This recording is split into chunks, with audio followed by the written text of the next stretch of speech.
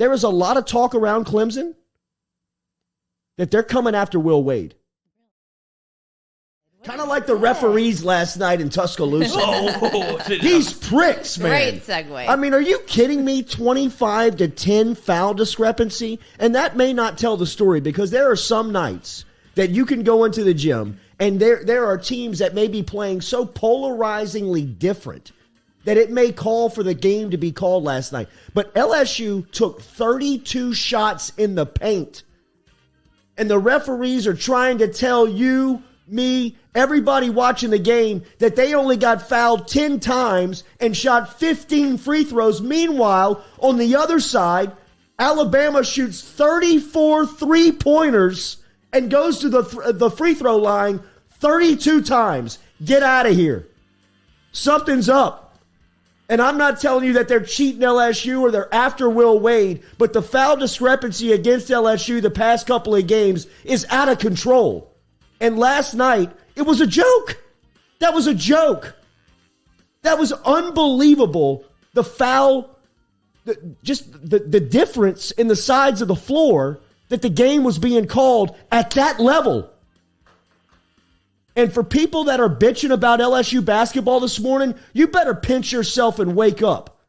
Are you kidding me? Without Xavier Pinson, without Darius Days on the road, and to lose that game the way they did and fight back the way they did, and you're not telling yourself, hey, man, we got a good team in Baton Rouge. Because when they're fully healthy, which they will be, Pinson's on his way back, and I don't think Days is worst case scenario, and he should be back in a limited time, or in he won't miss extended time. But you go full strength against Arkansas and Alabama like they played last night with the effort and energy, and you can still beat those teams and the referees. Because you nearly did it last night at three-quarter strength. I mean, that was embarrassing. That's embarrassing for the league office. And just like Will Wade said a couple of weeks ago, when we try to just kind of soft toss a shot out there, he doesn't fill out any paperwork. He doesn't do any reviews. He doesn't answer questions about the referees because it ain't never going to change. It's not going to do anything.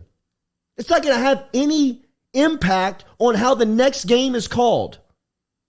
And sure, I think that there is a bias against Will Wade, both at the NCAA office, the SEC office, the officiating crew. I think they're all out to get him. But he'll never use that as an excuse. He'll never say that out loud. But for his team to dominate the game in the paint like they did last night and take only 15 free throws and get called fouls on 10 times compared to Alabama shooting 34 three-pointers and LSU getting called for 25 fouls is a joke. That is embarrassing at that level. During the first half last night, I was coaching a 5th grade basketball team. That's embarrassing for those officials if the numbers were like that. Forget at an SEC level when you've got 2 top 25 teams. I know Alabama's not ranked, but they'll be in the tournament and they'll be a problem. With 2 top 25 ranked teams on the same floor, fighting for SEC power, fighting for postseason ranking, and that happens again?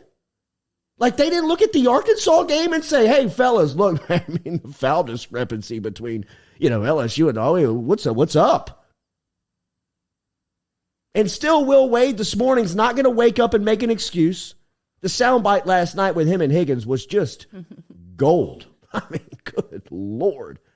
Gold. And we got a text into both Higgins and Wade.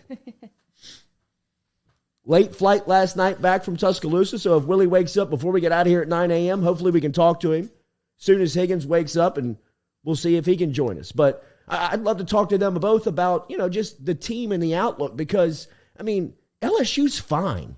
Really. They got some stuff they got to fix. 20 turnovers last night ain't going to cut it. But, when you're missing your point guard, the ball's going to be played loose And Gaines has played well over this stretch with Pinson out, but he's not your primary point guard. And that responsibility for him is too heavy right now. And it really shows the value of Xavier Pinson. Because the turnover number has bloated over the last 3 games, and I don't think it's a coincidence that Pinson has not been in the lineup. And then say what we will about Darius Days, and I was critical of him after the Arkansas game when we got in here on Monday. But you've got to have his stability and personality on the floor in a road environment where you're fighting back and forth like that, just punching back and forth with a heavyweight team. You need your senior leader, especially when your other senior leader in Pinson is watching from the bench in street clothes. You need his presence on the floor. You surely could have used him around the rim with the rebounding last night. LSU suffered in that category last night. Efton Reed in foul trouble again.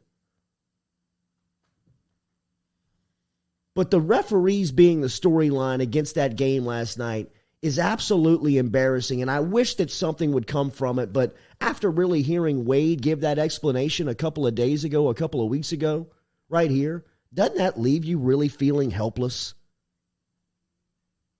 Doesn't it really feel you leave you feeling like when you take the court Saturday in Tennessee, you're going to have to fight the stripes again too? Not only are you going to have to beat Barnes and the Volunteers, you have to beat the referees. And if you think it's bad in the SEC, wait till they get to the postseason tournament with the NCAA on the tournament logo. Because we can say it. Will would never say it. Bill Armstrong, his assistant coach, Kevin Nickelberry, Tasman Mitchell would never say it. But we can say it. They're all out to get Wade. They all can't stand Wade. They all hate how he operates. And they're doing all they can to try and screw with him. And that's my opinion. But I mean, watch the game. Look at the rankings. Listen to the talking heads. Watch the officials. Hell, look at his own administration. I'm telling you right now, Clemson is changing athletic directors. Dan Radakovich has accepted the Miami job to be the athletic director.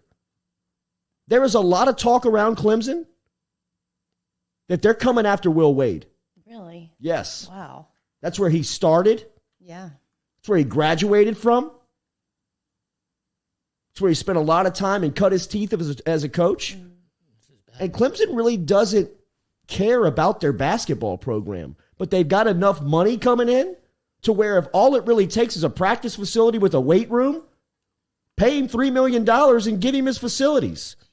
He's going to clean up the portal. So all this stuff that we've talked about, all this stuff that we've said is a potential threat, is all going to start to bubble here with Wade. People know that he is a dominant coach, man. Mm-hmm. I loved his reaction last night on the sideline. I loved him picking up that iPad and checking if that ball was pinned on the glass. Hold these sons of bitches accountable, man. That was such a bad call. Oh my God, Yeah. that was such an obvious call. I don't get it. It was. I thought he was going to get ejected. I think he was trying to get ejected. I think he was too. I said it on the watch party. I thought he was trying so much to rally his team, and then you saw the soundbite that he provided afterwards, where it was just, look, man, you got to stand up for your squad. You know what I mean? They have our back out there. We have to show that we have their back on the sidelines, and this can't continue to happen. You know how hard it is to coach a game where you got to not only fight Alabama, but you got to fight the crew that's governing the game? Can't imagine. I mean, like, how much that would be just that is a fight in mud. Like, I mean, like you're in a boxing ring with your hands behind your back. Mm-hmm. I mean, it's just, good Lord, 25-10 foul discrepancy. And LSU dominates the paint, and Alabama shoots 34 3-pointers. Like I'm telling you, Anybody who's really concerned about this LSU basketball team, I mean, put that energy somewhere else. LSU basketball is going to be fine when they're at full strength. When Xavier Pinson is back and Darius Days is healthy, and they take the floor with a much more stronger Sharif O'Neal, who's getting quality minutes. Alex Fudge is gaining quality minutes. Eric Gaines getting very positive minutes. That's only going to make them better and harden them up for a late February, early March push. Is going to have this team right at the right time, in my opinion. But when you got to take the floor and battle your opponent and battle the officials, man, that's a helpless, hard, tough. It's a tough way to prepare. So do you think that's where the blame lies, is with the officials? I'm not totally blaming the officials. LSU had 20 turnovers. LSU still missed open shots. LSU missed free throws again on the road. You can't miss opportunities like that when they're given to you.